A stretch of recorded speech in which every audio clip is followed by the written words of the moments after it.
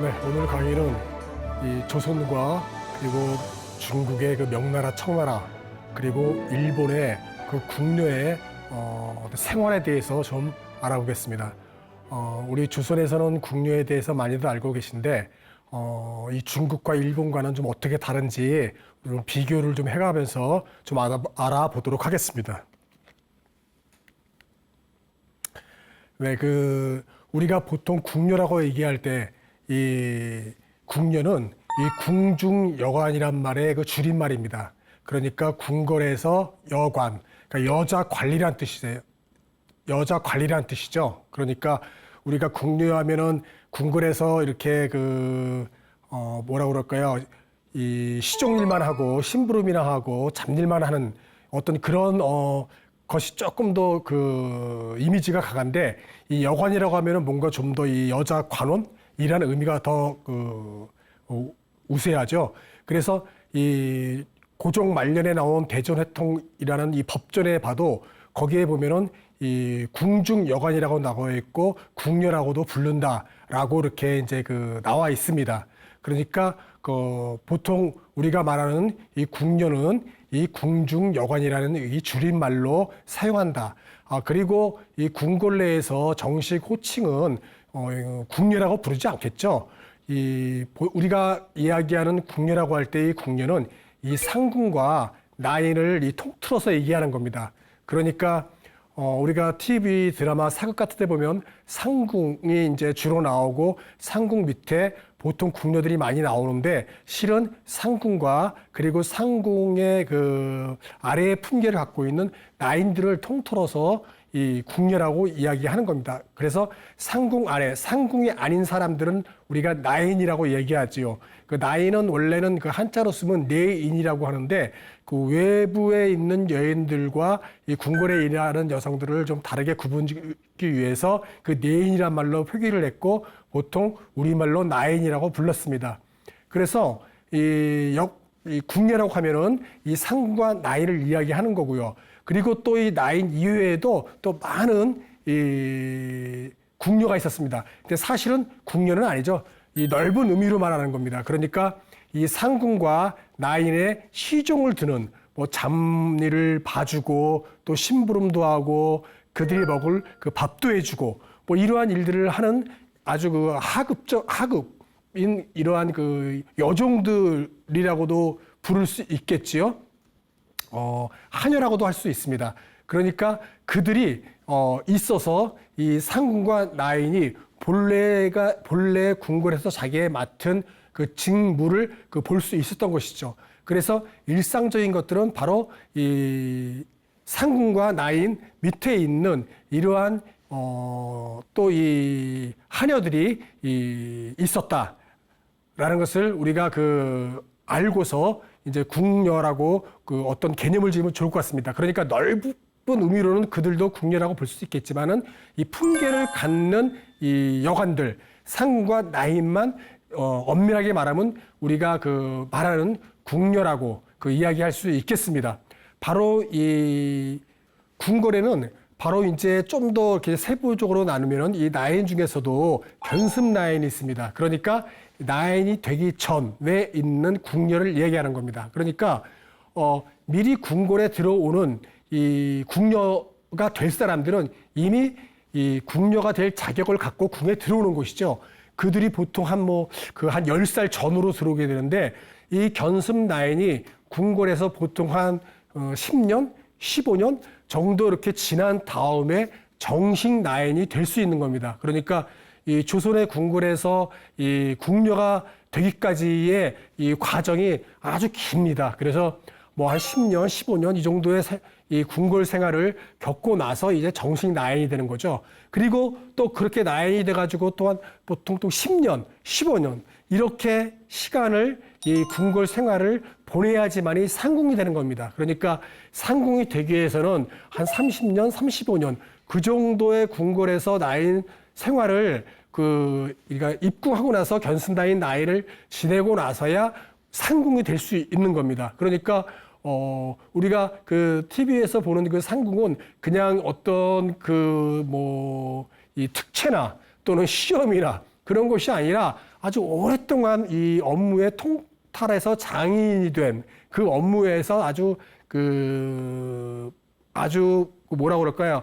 업무를 아주 통달한 사람, 이러한 사람만이 이 상궁이 될 수 있었던 것입니다. 그래서 이 궁궐에서는 견순나인, 나인, 상궁, 그리고 또 이 나인과 상궁을 이 직무에 충실히 할 수 있도록 이 나인과 상궁들이 기구하는 방을 청소하고 또 심부름하고 식사를 제공하고 또 그들이 세수하고 목욕하고 빨래할 수 있는 것까지도 모든 그러한 아주 잡무를 다 하는 이러한 또 요정들이 또 있었던 것입니다. 그래서 이렇게 궁궐에서는 우리가 이 왕을 시중들은 황관이나 또는 이런 상궁, 그리고 왕비, 세자, 세자빈, 이렇게 아주 가족들을 도움을 주는 이러한 궁녀들이 아주 상당히 많았었고요. 그리고 또 이 궁녀들을 뒤에서 서포트하는 이러한 또 여정들이 또 상당히 많았다. 그래서 이 조선에서는 궁궐에서 이 궁녀가 가장 많았을 때는 영조 때 한 600명 정도가 있었다고 합니다. 그래서 보통 한 평균 한 300~400은 이렇게 궁궐에 상주하는 이러한 인원들이 이렇게 궁녀가 있었던 것입니다. 물론 출퇴근하는 또 여종들, 그러니까 무수리 같은 이렇게 출퇴근하는 이러한 또 넓은 의미의 궁녀들도 있었던 것이죠. 이 사진은 1890년대 궁녀들이 바깥 나들이 하는 모습을 찍은 사진인데, 이렇게 이제 상궁들과 그리고 또 아주 어린 생각시 또는 항아님이라고 불렀던 이렇게 그들이 이 치장을 하고 머리도 치장을 하고 옷을 곱게 입고 이 나들이하는 모습이 이렇게 이제 사진에 남아 있어서 우리가 당시에 어떤 궁녀들의 생활을 일부분을 우리가 이제 볼 수가 있습니다. 이 조선과 그리고 이 중국, 일본의 궁녀들을 한번 이제 좀 비교를 한번 해보겠습니다. 이 조선은 이 궁녀들을 선발할 때 10살 전후의 공노비 중에서 이렇게 이제 궁녀를 선발해서 입궁을 시킵니다. 간혹 양민이나 산업의 딸들도 이렇게 이제 궁녀가 되기도 합니다. 하지만 보통 공노비 출신에서 궁녀를 뽑았다. 이 조선 중기까지만 해도 우리 조선에서는 노비가 한 절반 정도 됩니다. 전 인구에서. 그리고 이제 18세기에 들어오면은 한 30% 정도가 이제 노비가 있게 되는 거죠. 그리고 30% 노비 중에서 한 10% 정도가 이제 공노비들입니다. 그러니까 공노비 10% 정도 되는 공노비에서 이제 출신에서 딸들을 이제 선발해가지고 이제 궁궐에 이제 들어오게 하는 것이죠. 이렇게 우리는 이제 궁녀를 이제 선발을 했고요. 그리고 또 한 가지 이제 절차가 있는데, 궁녀로 선발했을 때 가장 중요한 어떤 조건은 뭐였냐면은 처녀인지 아닌지가 가장 중요했습니다. 왜 그러냐면은 궁녀로 한번 선발해서 궁에 들어오면 밖에도 못 나가고 평생을 궁에서 살아야 됐기 때문에, 그러다가 이렇게 이제 후궁이 될 가능성도 있고요. 그러다 보면은 어떤 국왕의 또는 세자의 그러한 이런 후손을 남길 수도 있었기 때문에 이 어떤 혈통을 상당히 중요시하게 어떤 심사를 했습니다. 그래서 그들이 어떤 처음 10살 전으로 들어왔을 때 궁에 들어오면 첫 번째 이 자격을 어떻게 했냐면은 앵무새 피를 팔뚝에 떨어뜨려 가지고 피가 딱 고여 있으면 처녀라고 생각을 했고요. 만약에 앵무새 피가 팔뚝에서 흘러내리면 처녀가 아니라고 그렇게 봤다고 합니다. 지금 생각하면 좀 황당하기도 하지만 그 당시에는 어쨌든 그러한 절차 이런 것들로 통해 가지고 선발을 해서 궁녀를 선발했다고 합니다. 그래서 조선은 그렇게 해서 궁녀들을 선발을 이제 했고요. 명나라 같은 경우는 10살 전후의 양민의 딸들을 선발했다고 합니다. 그 매년 한 그 2월경에 그 환관들이 뽑았다고 해요. 그래서 환관들이 뽑아가지고 어떤 그 신체 검사를 통해서 건강한 여성과 그리고 이제 몸에 또 냄새 나면 또 안 되는 뭐 여러 가지 그러한 그 나름 그들만의 어떤 그런 그 규칙을 갖고서 10살 전후의 양민의 딸로서 뽑았다고 합니다. 그들도 마찬가지로 이 조선과 마찬가지로 한번 입궁을 하게 되면은 평생을 궁궐에서 있어야 됐습니다. 그러니까 이 죽어서야만 또는 병이 들어서야만이 나갈 수가 있었던 것이었죠. 그래서 명나라도 우리와 상당히 비슷한 그러한 궁녀 선발이었습니다. 그런데 사실 우리가 그 명나라가 조선을 따라한 건 아니고요. 이 중국에서는 아주 예전서부터 이제 궁녀를 선발했고 또 그 예전서부터 한번 궁에 들어오면은 출궁이 어려웠다고 합니다. 그래서 우리 조선도 그 중국에 따라해서 그렇게 이 전통으로 한번 궁에 들어오면은 궁녀가 귀신이 되어서만 나갈 수 있었다라고 합니다. 그런데 이 청나라는 조금 이 명나라와 좀 많이 다릅니다. 이 청나라 같은 경우는 이 13살 때 이제 보통 이제 궁궐에 들어오면 이 25살이 되면 출궁을 시켰습니다. 그러니까 이 조선이나 명나라보다 상당히 뭐라 그럴까요? 이 궁녀들에 대해서 상당히 후하게 그들의 요즘 말로 하면 인권이 있었던 그러한 이런 제도를 도입했던 것이었죠. 그러니까 이 청나라 황제는 어떻게 생각했냐면은 25세가 넘으면 출궁을 내보내야 그들도 결혼해서 살 수 있다라고 생각했답니다. 그래서 모두 25세가 되면 출궁시킬 수 있었도록 해줬어요. 그래서 중국의 아주 오래된 당나라니 수나라니 그리고 오래된 그때서부터 전통으로 갖고 있었던 궁녀의 대우가 이 청나라에서는 확연하게 달라졌습니다. 그래서 아주 특이한 이러한 제도를 갖추었습니다. 명나라 같은 경우는 궁녀 수가 많을 때는 8,000명 정도가 됐다고 해요. 그러니까 이 엄청나게 많은 그 인원이 이 자금성에 있었죠. 그런데 청나라 같은 경우는 저렇게 이제 출궁을 시켜줬기 때문에 한 5,600명 정도 이 정도의 그 궁녀만이 이 궁궐에 있었다고 합니다. 일본 같은 경우도 10살 전후의 어린 나이 때 이제 궁에 들어옵니다. 좀 더 정확히 말하면 궁이라고 할 수는 없고 성에 들어오는 것이죠. 거기에 궁녀들은 무사나 관리의 딸들입니다. 그러니까 상당히 그 당시 일본의 어떤 사회에서 무사들이 아주 대우받고 하나의 존중받는 그러한 집단이었고 또 관리들 이러한 딸들이 바로 성에 들어왔습니다. 그러니까 거기에서는 어떤 상당히 천민 또는 양인이라고 얘기를 해도 될까요? 그들 출신들은 이렇게 이제 성에 들어와서 궁녀가 될 수 없었습니다. 그래서 철저한 출신에 따라서 지위를 구분했다고 합니다. 그렇기 때문에 바로 무사나 관리의 딸들이 이제 성에 들어와서 중급 여관이 되는 것이죠. 그러니까 일본 같은 경우는 궁녀라고 부르지 않고 여관이라고 불렀다고 합니다. 호칭이요. 그래서 그들이 이제 중급 여관이 됐던 것입니다. 바로 이 무사나 관리의 딸들이 중급 여관으로서 성에서 이제 궁녀의 우리 조선과 같은 궁녀의 어떤 직무를 받던 것이고요. 바로 중급 여관에서 이제 상급 여관으로 올라가는 것이죠. 그리고 바로 중급 여관 밑에 하급 여관이 있는 겁니다. 이 하급 여관은 처음부터 들어올 때 아예 이렇게 천민 출신이나 이렇게 무사나 관리의 딸들이 아닌 이러한 양인들이 이제 성에 들어오는 사람들입니다. 그래서 이 하급 여관들은 성에 한번 들어오면 중급 여관이나 상급 여관이 될 수 없습니다. 그들은 계속해서 하급 여관으로 평생을 거기에서 신분으로 있어야 되는 것이죠.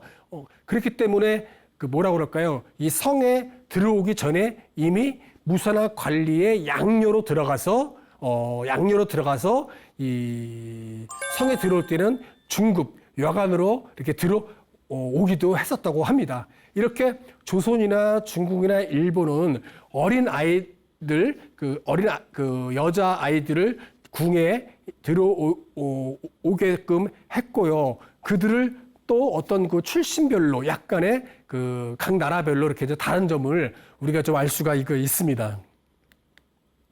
자,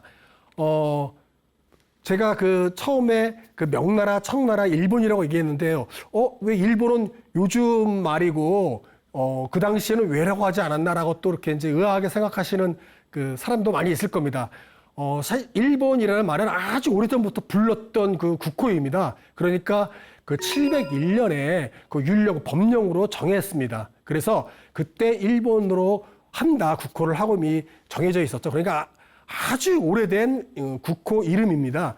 이 일본이란 이 국호 이름은 당나라 뭐 구당서, 신당서, 당나라 때 그의 역사를 기록했던 책의 이름에도 그 일본이란 말이 나오고요. 그리고 우리나라 같은 경우는 삼국사기에 그러니까 670년 그 삼국사기에도 이미 저런 그 기록이 있습니다. 그러니까 외국이 이름을 고쳐 일본이라 하였는데 스스로 말하기를 해 뜨는 곳에 가까워 그렇게 이름 지었다라 한다라고 이제 그 기록되어 있습니다. 그러니까 701년에 공식적으로 율령으로 정한 것이고 이미 그 전부터 그 일본이란 말을 그 썼었다고 해요. 그래서 그 중국이나 우리나라에서는 일본으로 이렇게 부르기도 했고요. 또 이 외국이라고 할 때는 그 호칭은 바로 일본이 아닌 중국이나 우리의 조선에서 또는 고려에서 이렇게 이제 그 불렀던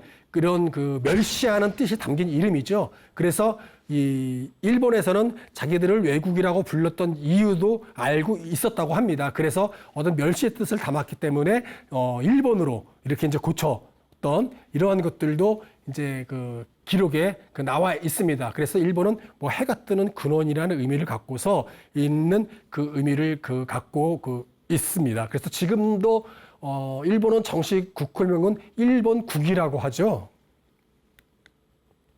자, 이 국녀의 이제 교육은 이 조선 같은 경우는 이 한글을 가르쳤습니다. 한글을 가르치고 또 어떤 기본적인 소학 그리고 삼강 행실도 그러니까 이 군신 간의 관계, 부모와 자식 간의 관계 그리고 뭐 이 친구의 관계 뭐 이런 것 어떤 그 기본적으로 인간이 지켜야 할 도리 뭐 이런 것들 글과 그림으로 쓴 이러한 것을 이제 그 공부를 했고요. 그래서 기본적으로 알아야 될 아주 기초적인 그 학문을 익히게 했습니다. 그래서 이러한 것을 한 그 정신이 나연이 되기 전까지 약 10년, 15년을 공부를 하면서 이 상궁을 그 따라다니면서 이제 한 명씩 그 배정받거든요. 그래서 따라다니면서 공부도 하고 그리고 업무를 익히는 겁니다. 이러한 교육들이 이루어 그 지는 것이 이제 조선의 이제 국녀에 대한 이제 교육이었고요.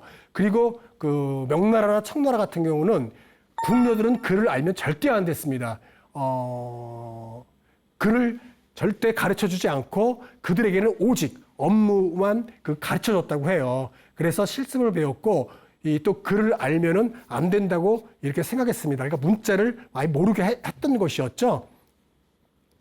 오직 궁궐에서 자기들이 그 노동에 관련된 것만 이제 그 학습을 받았던 것입니다. 그래서 이 또 한편으로 그 뭐라 그럴까요? 명청 같은 경우는 이 규율이 엄청 심했다고 그래요. 그래서 거기 궁녀 같은 경우는 아주 그 시시콜콜 작은 것까지도 상당히 규율이 너무 그 심해가지고 이 궁녀들은 오히려 주인을 섬기는 게 낫지 상전을 섬기는 건 너무 어렵다고 막 이렇게도 말들을 하고 했었다고 합니다. 또 이 잠자리를 잘 때도 이렇게 이제 누워서 이렇게 대자로 자지 못하게 하고 옆으로 누워서 다리를 오므리고 자도록 이렇게 했답니다. 이 대자로 자는 건 재수가 없다고 그래가지고 절대 그렇게 또 그 못 자게 또 했다고 합니다. 그래서 아주 그 체벌도 심했고 상당히 엄격한 그러한 교육들이 있었습니다.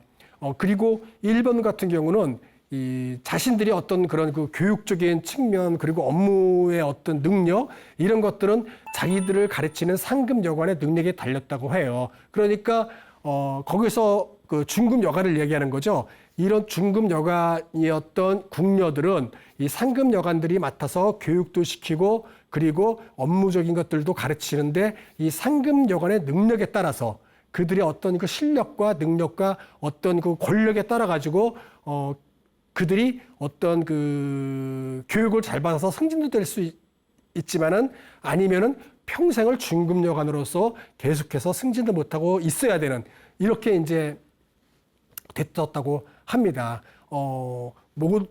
이 궁녀의 교육은 모든 나라들이 다 이렇게 도제식 그러니까 선배 상궁이나 나인들을 따라다니면서 배워왔던 그런 것들이었죠. 그리고 또 한편으로는 일본 같은 경우는 그래도 이 뭐라고 그럴까요? 이 조선이나 명나라, 청나라보다는 어느 정도 좀 또 색다르기도 하고 또 대우도 조금 달랐습니다. 일본 같은 경우는 그들은 그 자기들끼리 모여가지고 방에서 이렇게 술을 먹을 수 있었습니다. 그러니까 술을 허용했기 때문에 근무가 끝나면 자기들 방에 가면은 3, 4, 5 모여가지고 술도 한잔하고 이런 자유로운 분위기가 있었습니다. 이 조선과 같은 경우는 담배를 필 수 있었습니다.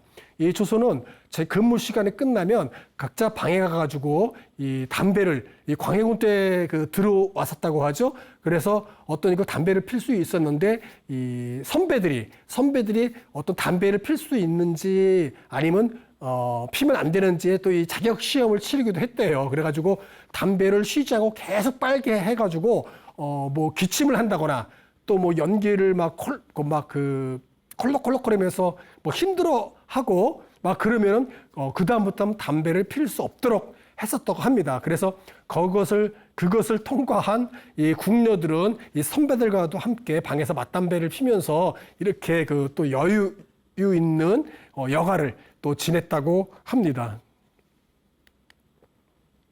이 궁녀들은 또 이제 이렇게 어떻게 생활했냐면은 조선 같은 경우는 두세 명의 나인들이 상궁이 될 때까지 20년 동안을 또 방동무를 합니다. 그러니까 견습 나인이 끝나고 정식 궁녀가 된 그 나인들은 이제 2명씩 정도 이렇게 한 방에서 이제 상궁이 될 때까지 이렇게 방동무가 되는 거죠.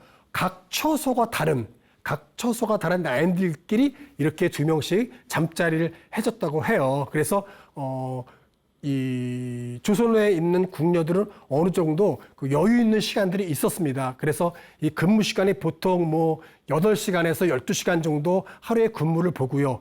또 이렇게 12시간씩 근무를 보게 되면은 그 다음 날은 또 쉬는 격일제가 보통이었다고 합니다. 그래서 그 아주 상당히 여유 있는 어떤 그런 그 시간을 보냈고요. 또 일본은 이 정식 여관이 되면은 이 숙소에서 하급 여관의 희종을 받으면서 또 생활을 했다고 합니다. 그래서 일본 같은 경우는 이렇게 이제 그 보통 뭐 이렇게 연극도 보러 가고요. 이렇게 이제 그 연극도 허가를 받고 보러 가게 되고 또 외출도 하고 뭐 이러한 그 시간들을 보내면서 조금 일본 같은 경우도 이제 그 중국과 우리나라보다는 나은 이러한 그 대우를 받았다고 합니다. 이 본국 같은 경우도 이 조선은 이 궁궐에서 일하는 이러한 그 궁녀들은 모두 봉급을 받았습니다. 그러니까 그 민가에서 아주 가난하고 이 굶주렸던 이러한 그 백성들은 어떤 자기의 딸이나 또 아는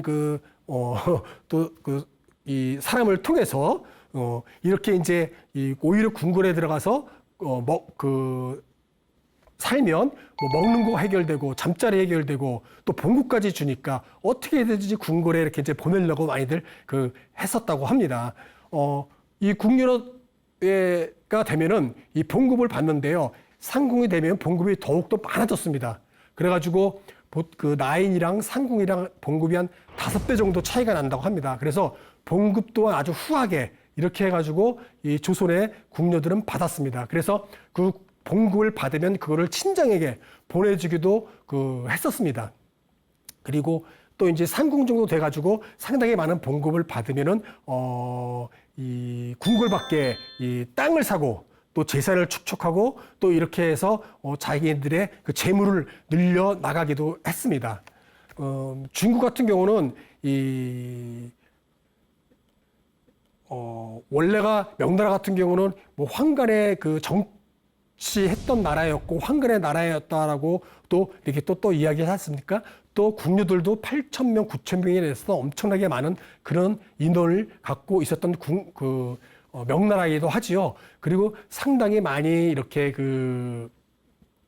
이 부정비리라고 할까요? 이런 것들도 같이 함께 있었기 때문에 조선과 마찬가지로 상당히 어렵지 않은 이러한 그 풍족한 생활을 했었다고 해요. 그런데 청나라 같은 경우는 상당히 검약을 중시했었습니다.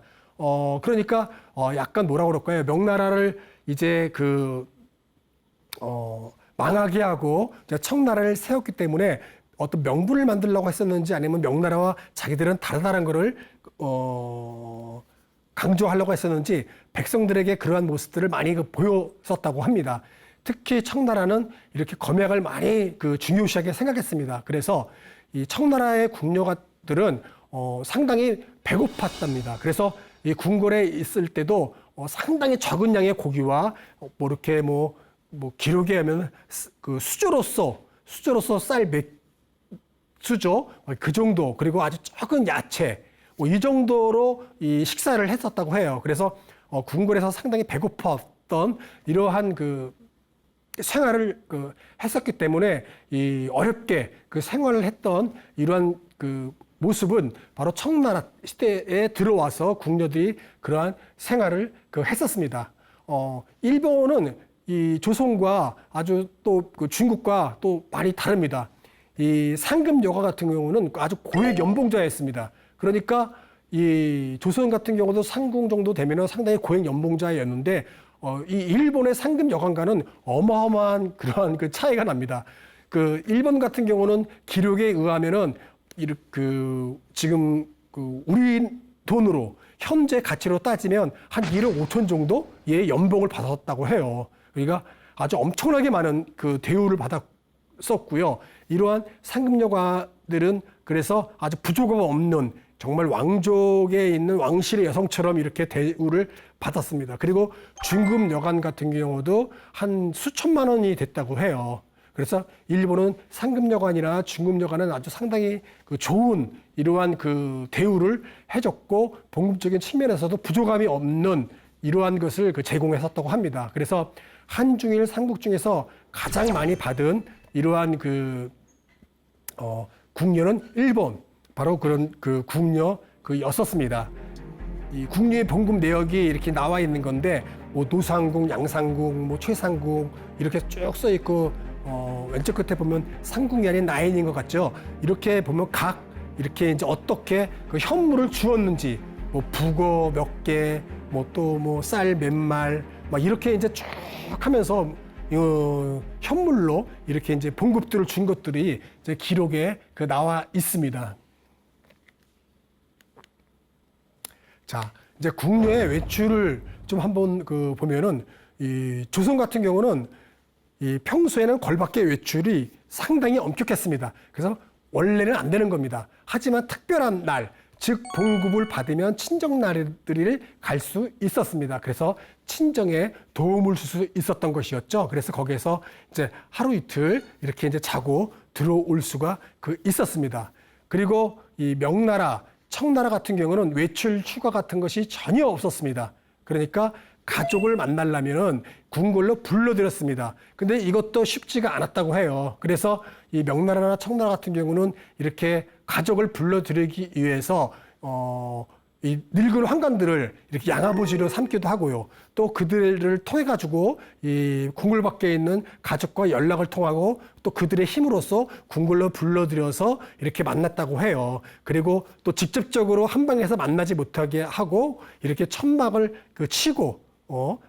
치고서 볼 수 있었도록 했다고 합니다. 일본 같은 경우는 뭐 3년 정도 이렇게 이제 성에 있으면 뭐 6일 정도 휴가를 주고요. 또한 뭐 9년 정도 있으면은 또 뭐 며칠을 주고요. 뭐 9일을 주고요. 뭐 이렇게 아주 오랫동안 성에서 있다가 몇 년씩 있으면 그때서야 정식으로 휴가를 이렇게 며칠씩 주었다고 합니다. 그리고 한번 이렇게 여관이 그 성 밖을 나갔을 때는 같이 함께 그 따라 나가도록 했습니다. 그래서 이 다른 여관이나 중급 여관이 나가서 감시를 했다고 해요. 왜냐하면 이 성 밖에 나가서 다시 성으로 들어오지 않았던 일들이 좀 여러 번 있었기 때문에 이렇게 감시 체계로 해서 궁녀들이 이제 외부로 밖으로 나갔었습니다. 자, 이 궁녀는 이제 그 궁에 들어오면 남자를 만날 수가 없었겠죠. 왜냐면 어떤 그 평생을 결혼하지 못하고 연애도 하지 못하고 궁에서 이 왕족을 위해서 일을 해야 했던 그 사람들이었습니다. 명나라, 청나라 같은 경우는 그 대식이라고 그래가지고 이 저런 표현을 했었습니다. 그러니까 그 동성애를 말하는 거예요. 그 동성애를 말하는 건데, 즉, 이 궁녀들끼리 서로 외로우니까 그들끼리 동성애를 했었습니다. 그래서 그 기록들이 명나라, 청나라 같은 경우는 많이 남아 있어요. 또는 그 대상이 환관이기도 했습니다. 그래서 환관과 함께 그 연애를 하고 또 결혼까지도 했었습니다. 그러니까 원칙은 원래는 이 궁녀들은 결혼을 할 수가 없었어요. 연애도 못하고 결혼도 못했습니다. 그런데 이러한 일들을 아주 엄격하게 단속을 했음에도 불구하고 그들이 계속해서 동성애를 하고 또 환관을 대상으로 연애를 했었기 때문에 아주 묵인한다고 그럴까요? 그러니까 눈 감아 주었습니다. 그래서 그러한 상태로 이제 계속해서 명나라 말기까지 갔었던 것이었죠. 그래서 나중에는 그 말년에는 아예 이러한 것을 갖고서 뭐 얘기지도 하지도 않는 그러한 지경까지도 명나라, 청나라는 갔었습니다. 그래서 보통 환관 같은 경우 상당히 궁녀들과 아주 친분을 넘어가지고 연애를 많이 했었고요. 또 이 첩들도 주고요. 그렇게 지냈던 곳이 바로 명나라, 청나라였습니다. 그런데 조선은 좀 다르죠. 조선도 연애를 할 수 없었어요. 이 궁궐 안에서 이렇게 이제 한번 들어오면 절대 연애를 할 수 없고 결혼도 할 수 없었죠. 결혼도 할 수 없었기 때문에 또한 이들도 사람인지라 궁궐에 있는 별감이나 또는 환관과 동성 연애를 했었습니다. 그래서 우리 실록에도 나오죠. 문종 때 문종의 두 번째 비었던 봉씨가 이렇게 이제 궁녀랑 같이 연애를 하다가 걸려가지고 궁 밖으로 폐위돼서 쫓겨나죠. 그리고 궁녀는 사형을 당해서 이제 죽습니다. 그럴 때 이 문종의 비었던 그러니까 문종의 빈이죠. 문종의 빈이었던 봉씨가 했던 말이 궁녀들끼리 대식하는 것을 나도 흉내를 해봤다 이렇게 이제 변명을 하는 이러한 기록들이 나오고 있습니다. 그리고 또 일본 같은 경우는 성 안에서는 남자들과 접촉이 아예 없었다고 보시면 됩니다. 그들은 이제 성 밖에 있는 남자들과 이렇게 이제 아주 기회는 없었지만 한번 나가면은 연애를 이제 하는 일이 있었다고 합니다. 이러한 것들은 이제 기록에는 이렇게 나와 있지 않지만 이 일본에 있었던 오오쿠라고 하는데 성에 쇼군이 근무하는 이 정무실 말고 오오쿠라는 쇼군이 있던 곳에 거기에서 있던 여성들이 이 성 밖의 사람 남자들과 이렇게 편지도 왕래하고 막 이러는 것들이 좀 남아 있어서 이러한 것들이 이제 지금도 전해져 오고 있는 것이죠. 그래서 오오쿠에는 상급여관 그리고 하급여관 그리고 중급여관 이러한 여성들만이 바로 있었기 때문에 이렇게 연애하는 이러한 일들이 별로 없었다고 합니다. 이제 영조실록에 나와 있는 기사인데요. 이렇게 이제 기록에 나와 있습니다. 통탕은 합니다. 예전부터 군인들이 혹 족속이라 하여 뭐 가족이라 하여 핑계하여서 여염의 어린아이들을 마을에 백성들이 사는 어린아이들을 궁궐에서 재우고 또 혹 대식을 핑계하여 요사한 여중이나 천한 과부와 안팎에서 교통합니다.라고 하면서 이제 궁궐 그 안에 들어오는 것을 엄격히 금해야 합니다. 막 이런 것을 이제 신하가 영주에게 이제 그 아래는 이런 그 글이죠. 여기서 이제 대시라고 표현했는데 대식이란 말은 얼굴을 맞대고 식사한다는 그 아주 그 우회적으로 돌려서 한 표현이죠. 바로 저렇게 그 대식을 핑계 삼아서 궁궐에 불러들여 밥을 먹겠다는 뜻으로 뭐 그 친척을 불러들여 가지고 이제 드렸는데 사실은 이 친척이 아니라 자기와 혈적으로 상관없는 사람을 불러들여 가지고 이제 연회를 하고 있다. 막 이런 그 말입니다. 그래서 이렇게 이제 대식을 핑계 삼아서 이제 궁궐 안으로 들어와서 연회를 하고 있는 이러한 것들을 이제 그 신하들이 이제 그 비판하고 있는 글 이런 것들이 이제 실력을 통해서도 우리가 궁녀들이 아주 상당히 그 어떤 인간의 본능적인 측면을 동성애로서 풀었구나라는 것을 우리가 또 기록에서도 알 수가 있습니다. 자, 또 왕가의 동침 같은 경우도 조선은 이렇게 특별상궁, 승은상궁이라고 또 있습니다. 그러니까 그 궁녀 중에서 그러니까 궁녀 중에서 왕과 이렇게 이제 잠자리를 하게 되면은 특별상궁, 승은상궁이라는 이러한 이제 그 호칭을 붙여서 가지고 정사품이로서 이제 그 특별히 이제 그 품계를 주는 것이죠.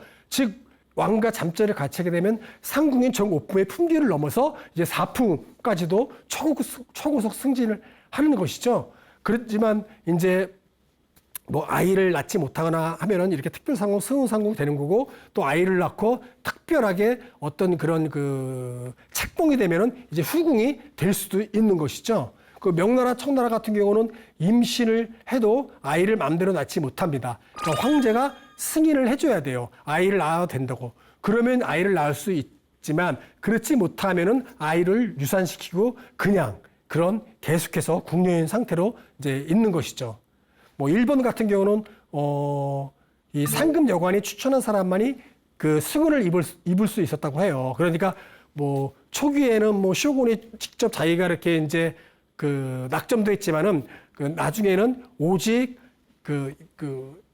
상급 여관인 사람만이 그 오토시요리라고 하나요? 그 사람이 이렇게 추천을 해준 사람만이 승은을 입었었고 또 특이한 건 잠자리를 같이 할 때 먼저 전에 이 쇼군과 이 승은을 입은 그 여관 그리고 이 개인 오후쿠에서 개인 생활하는 그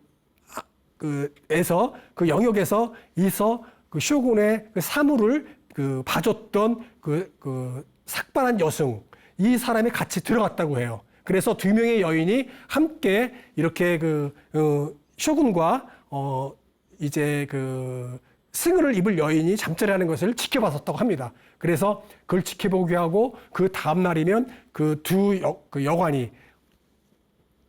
여관이 바로 상급 여관이었던 오토시 요리에게 보고를 했었다고 해요. 혹시라도 그 잠자리했던 여관이 어떤 청탁이나 뭐 그러한 것을 하지 못하게 하기 위해서 이런 것을 이렇게 또 감시를 또 했었다고 합니다. 이렇게 각 나라마다 또 왕과에 동침하는 것도 이런 차별이 있었어요. 이거는 오후쿠에서 이렇게 여인들의 있는 모습을 그 일본 드라마가 그 방영했던 것을 보면 분위기를 우리나라의 사극에 있는 드라마와 아주 그 옷차림이나 여러 가지 분위기가 다르다는 것을 알 수가 있습니다. 이 출궁 또한 조선 같은 경우는 입궁하게 되면 죽어서야 나갈 수 있는 거고 청나라 같은 경우는 아까도 그 얘기했지만 25세 때 나가게 되니까 25세 때 나가게 되면 궁에 있었다는 것만으로 높은 관직에 있는 사람들이 서로 그들과 그 혼인을 맺어가지고 어떤 이 궁에 있는 사람들과의 그런 인맥을 형성하기 위해서 인기가 좋았었다고 합니다. 일본 같은 경우는 에도막부 기간 한 260년 동안 딱 한 번 이렇게 이제 그 출궁을 했었다고 해요. 그러니까 그렇게 한번 성이나 궁에 들어오면은 나가지 못했었고요. 조선 같은 경우도 한 영조 때 한 2번 정도가 있었는데 하도 가뭄이 심해가지고 궁녀들의 한이 이 한이 하늘에 닿았다 해가지고 이 가뭄을 해결하기 위해서는 그 궁녀들을 이제 그 원한을 풀어주기 위해서 이렇게 이제 출궁을 시켜줬다고 합니다. 이렇게 조선 같은 경우도 한 2번 정도 있었다고 기록에 나와 있습니다. 그러니까 한번 궁에 들어오면은 정말 출궁하는 것은 죽어서나 병이 들어서야만이 나갈 수 있었던 것이 바로 또 궁녀들의 평생의 그들의 그 삶이었습니다. 그래서 상전이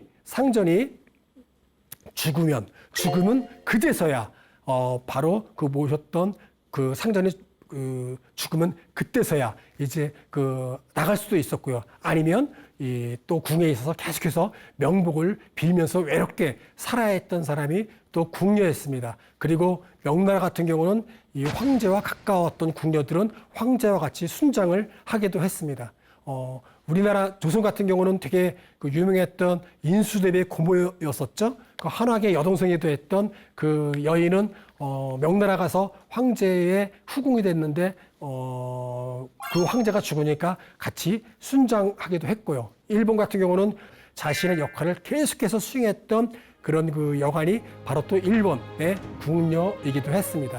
네, 이렇게 한국과 중국과 일본에 대해서 궁녀들의 그 삶에 대해서 한번 알아본 시간을 가졌습니다. 네, 이상 마치겠습니다.